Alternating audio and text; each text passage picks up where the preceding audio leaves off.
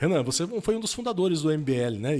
E depois disso você criou o Partido Missão. Tanto é que você é o presidente nacional. Como que foi essa transição do MBL para o Missão?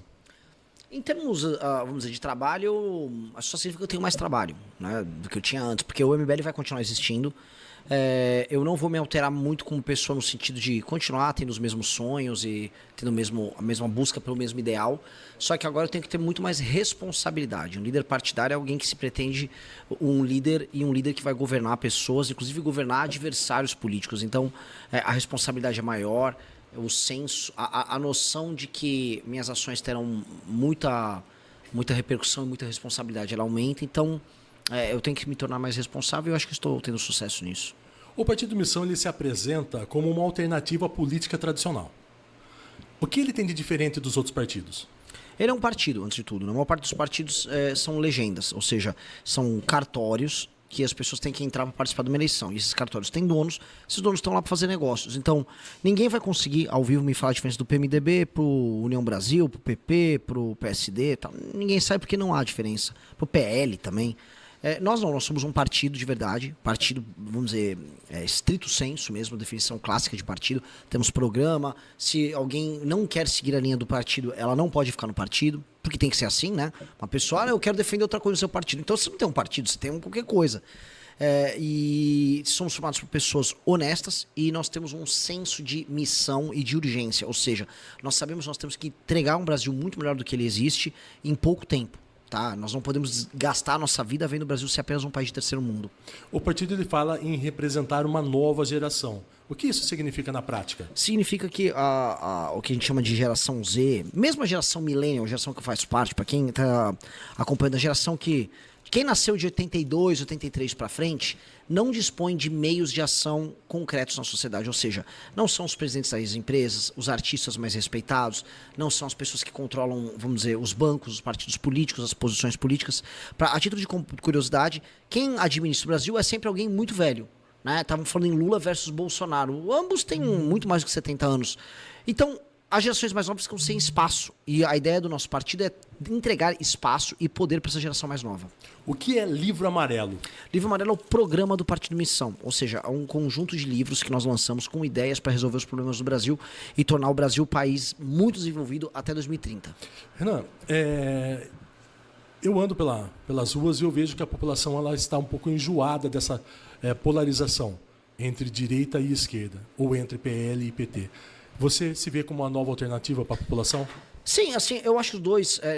não existe nenhuma polarização em termos ideológicos. O PT e o Bolsonaro, eu não coloco PL porque PL é qualquer coisa. O PL é um partido que tem gente que está na base do governo Lula hoje. O Bacelar, lá da Bahia, ele é PL e ele é petista. Mas eles têm governos de centro. Então o PL e o PT são governos de centro. O Bolsonaro fez um governo de centro e o Lula faz um governo de centro. E são dois governos de centro ruins. Então eles são muito mais parecidos do que eles imaginam. Eu sou de direita, eu tenho um partido de direita e eu sou uma liderança de direita. O Bolsonaro fez um governo de centro, o Lula faz um governo de centro. O partido defende menos intervenção do Estado na economia. Como que isso funcionaria na prática no Brasil? Por exemplo, se você vai tentar abrir uma empresa, hoje no Brasil você precisa de uma série de documentos, demora, precisa de registros. Se você vai fechar uma empresa é pior ainda. Se você vai contratar uma pessoa, é cheio de burocracia. Se você vai demitir é pior ainda. O Estado está interferindo em todas as coisas que você faz para administrar a tua vida pessoal e as relações econômicas que você tem com o mundo. O que nós precisamos fazer? Alterar isso, facilitar, deixar mais leve. Então, menos burocrático. Muito menos burocrático, ter muito menos legislação como tem. Tá? O que a gente tem que fazer é o seguinte, em vez de ficar criando um monte de regra para uma pessoa abrir um negócio, vamos supor que você vai montar um posto de gasolina. Hoje você precisa de um monte de alvará e de documentos que você precisa obter das mais diversas entidades estatais e paraestatais que existem. Porque eles imaginam que você vai, na hora, sei lá, fazer tudo mal feito e você vai sujar lençol freático. Que tal a gente fazer diferente? Deixa as regras burocráticas fáceis, explica quais são as regras, deixa que o empreendedor aplique as regras, e aí, se ele não cumpriu as regras, ele vai ser preso. Mais fácil, né? Aumenta a pena, mas facilita o trabalho. Hoje a gente tem penas baixas, mas trabalho muito grande. É o pior dos mundos. É um dos países mais burocráticos, né? Com certeza. E isso se reflete no Brasil ser pouco competitivo. O que fazer para reduzir impostos sem comprometer políticas sociais? Basicamente, nós gastamos muito mal o nosso dinheiro, então há um conjunto de políticas sociais que são necessárias, elas têm que ser mantidas, mas eu não vou falar que super salário do judiciário é política social, então eu não vou manter. Eu não vou falar que renúncia fiscal de empresa que obtém benefício do governo é política social, então eu não vou manter. Eu não vou falar que a Zona Franca de Manaus é uma política social, então eu não vou manter. Eu não vou falar que certas injustiças orçamentárias na Previdência do Brasil, como por exemplo a dos militares, é justiça social, então eu não vou manter. Eu consigo cortar muito gasto, diminuir imposto, tornar o Estado brasileiro mais enxuto e manter certas assistências que são importantes de pé. Se em outubro o Renan Santos vencer as eleições presidenciais, como será a economia do Brasil? Olha, a prioridade é o crescimento, estabilidade fiscal ou redução da desigualdade? São as três coisas, porque elas andam juntas, né? Então, para você ter crescimento econômico, você precisa diminuir os juros no Brasil. Os juros no Brasil é altíssimo. Para você diminuir os juros, você vai ter que cortar gastos estúpidos, como eu estava descrevendo. Você vai ter que fazer uma reforma fiscal. Fazendo essa reforma fiscal, você baixa a curva de juros, porque a expectativa futura sobre o Brasil é que o Brasil vai conseguir pagar as próprias contas. Com essa expectativa sendo atendida e com os juros baixando, a gente vai poder ter uma agenda de investimento, uma agenda de competitividade que afete não só a demanda, ou seja, a vontade que as pessoas têm de comprar coisas, mas a oferta, a capacidade que nós temos de colocar produto no mercado para as pessoas. Resolvendo essas duas coisas, isso vira crescimento econômico. E nós temos que equilibrar isso para isso acontecer em todas as regiões do Brasil. E isso diminui desigualdades regionais.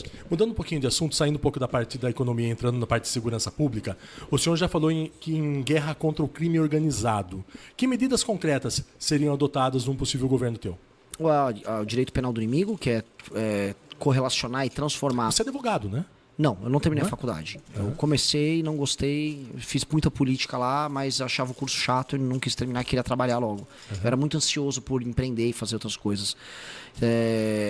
Mas, em resumo, direito penal do inimigo, que era uma equivalência entre facções criminosas e organizações terroristas, para você retirar direitos dos faccionados e tornar o direito rápido e muito rígido contra eles, mudar a lei de execuções penais, que hoje permite saidinha, progressão penal, e mudar as penas hoje, né? Os crimes nossos têm penas muito brandas e nós queremos que as penas fiquem mais rígidas. A gente até brinca às vezes, dizendo que a Suzane von Richthofen, ela praticamente matou os pais. Ela é acusada, né, de ter matado os pais. E ela sai a saidinha dela, Dia das Mães e Dia dos Pais. É bizarro. É absurdo. Esse país é uma piada. Na verdade, institucionalmente, o Brasil virou uma piada. Uma coisa dessa acontecer é naturalmente uma piada. É sem comentários, como dizem. Né? O modelo de segurança deve ser mais federalizado ou deve continuar concentrado nos estados? Eu acho que ele tem que ter... Ele pode ser federalizado... Quando a gente fala federalização, nos Estados Unidos chama-se distribuir para a base. Sim. Aqui no Brasil a gente fala que a federação assume. É o contrário um do outro, mas o que eu defendo, os estados podem ter certa autonomia para ter políticas penais, só que com um sarrafo muito alto. Por exemplo, eu estabeleci um sarrafo muito alto para todo mundo, mas se o estado de Santa Catarina quiser ter pena de morte e o Ceará não, beleza, o Santa Catarina tem pena de morte e o Ceará não. Só que em ambos lugares as penas têm que ser muito altas. Entendi. O Brasil ela vive uma crise de segurança, isso é fato, né? Principalmente nas grandes cidades. O que fazer para enfrentar essas facções e essas milícias que existem em alguns estados? Declaração de guerra contra elas, tomar as áreas que elas controlam, utilizar a inteligência para poder desmontar o aparato burocrático institucional envolvendo empresas que fazem lavagem de dinheiro para esses caras, tomada do Porto de Santos, que hoje é basicamente a porta de saída da droga do Brasil para o mundo, isso vai retirar faturamento do PCC, tomar todos os bairros, favelas, cidades que estão na mão do Comando Vermelho, destruir a sua liderança, prender e matar seus principais líderes, ou seja, fazer uma limpa geral nesses caras, e aí alterar leis que envolvem crimes comuns, tráfico de drogas, aumentando as penas, tornar a polícia mais efetiva, colocar câmeras nas principais cidades para reconhecer o rosto dos bandidos, e aí tornar, vamos dizer, a capacidade do Brasil de gerir lei e ordem muito mais efetiva, reduzindo, vamos dizer, a quantidade de mortos por 100 mil habitantes, que hoje no Brasil está em coisa de 22 a cada 100 mil, para pelo menos 1 a 2 a cada 100 mil.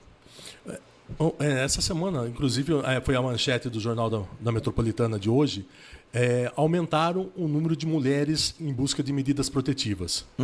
Praticamente 17,5% no estado de São Paulo. Esse aumento, como que trabalhar para que essas mulheres sejam representadas e sejam protegidas? Aumento de penas para quem comete crime. Veja, tudo que está envolvendo de crimes do Comando Vermelho ou um homem que quer estuprar uma mulher ou bate na mulher em casa, tudo é sobre lei e ordem. E o Brasil, ele pune, e quando consegue punir alguém, ele pune pouco e pune mal. Nós temos que punir muito e punir mais. Então, aumento de lei e ordem. Eu não acredito nessas... não, vamos fazer o seguinte, vamos reeducar os homens nas escolas, ensinar eles... Cara, não precisa muito disso, não. A melhor educação que tem é o cara entender que se ele fizer uma besteira, ele vai ficar preso por muito tempo. Você vai ver que o malandro vira bom moço rapidinho. Essa é a principal política social, medo. E também teria que ter uma revisão do Código Penal, que é muito antigo, né? Mas é exatamente isso que eu estou propondo. Uma grande revisão do Código Penal e da Lei de Execuções Penais. Gostou deste vídeo? Curta, comente e se inscreva para mais cortes como esse. E não se esqueça, nada escapa da mira da onça.